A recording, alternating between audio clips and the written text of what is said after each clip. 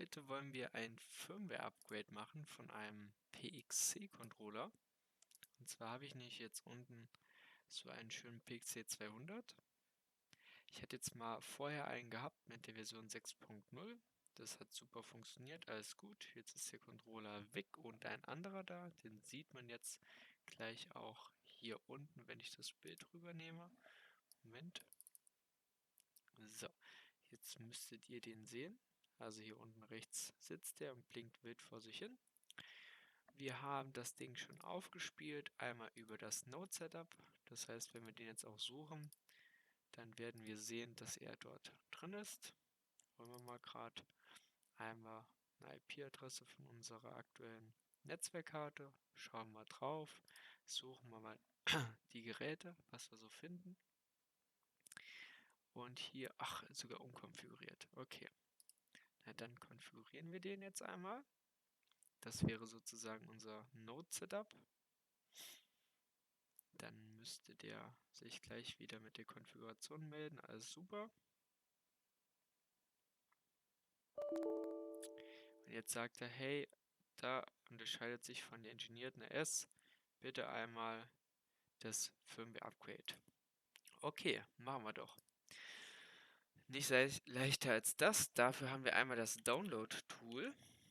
Disigo oder einmal Download eingeben. Disigo Firmware Download Tool. Wenn wir das Ganze machen, gibt es einmal die Möglichkeit, hier oben den Controller auszuwählen. Wir haben jetzt einen 200er Controller, also einmal auswählen. Dann können wir entscheiden zwischen seriell und IP. Ich könnte jetzt mal IP wählen und sage mal über IP und die entsprechenden IP-Einstellungen. Ich connecte mich mal und will das Ganze aufspielen. Jetzt bin ich hier drauf und möchte hier zum Beispiel jetzt die Version 6 aufspielen. Man sieht, ja, er findet ihn super. Das heißt, jetzt starte ich mal das Laden und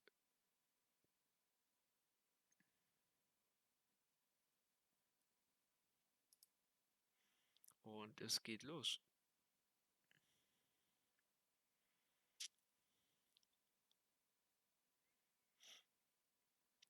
So, und das müssten wir unten praktisch, wenn wir einmal runterschauen, sehen hier, er spielt jetzt einmal auf den Controller das Ganze auf. Mein Laptop steht jetzt noch da unten und macht jetzt praktisch hier einmal das Firmware-Upgrade. Wenn ihr jetzt hingehen wollt und habt da irgendwie eine Applikation oder sonst was drauf, habt ihr die Möglichkeit auch das Ganze entsprechend hier an dem Controller, sage ich mal, zu resetten. Das steht dann auch nochmal schön beschrieben. Da muss man nicht einmal die Firmware-Taste gedrückt halten und dann hier unten Reset.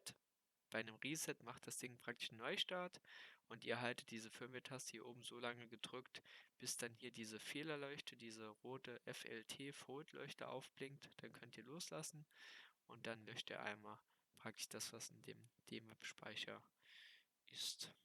So, ich gucke mal, was der Firmware-Upgrade sagt. Successful, okay. No answer received. Aber er hat es mal runtergeladen. Das ist so erstmal ganz gut. Dann disconnecten wir doch mal. Connecten wir mal nochmal. Schauen wir drauf, was passiert ist. Ob wir schon irgendeinen Unterschied feststellen können. Jetzt sagt er auch schon direkt so, nö, ich gebe dir mal keine Antwort. Dann können wir es mal nochmal über seriell. Wir stehen jetzt gerade unten. Und ich bin ja mit meinem seriellen hier Adapter. Unten sieht man das einmal schön, dieser Aufbau mit diesem grünen Patchkabel, was unten an diesen Anschluss von dem PXM10 geht. Dann probieren wir es damit noch einmal. Serial, COM3 habe ich. Verbinden wir uns mal. Sehen wir jetzt auch im Moment keine Antwort.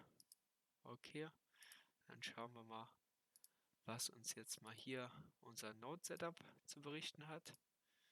Ob wir da jetzt eine entsprechende Automationsstation finden. Nee, gar nichts. Jetzt hoffe ich da einfach mal, dass das Ding gerade am Aufstarten ist und wir einfach jetzt hier ein bisschen zu flott sind. Das blinkt auf jeden Fall mal was.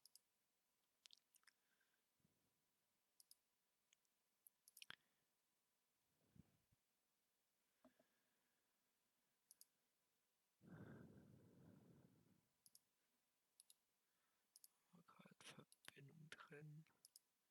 Node Setup.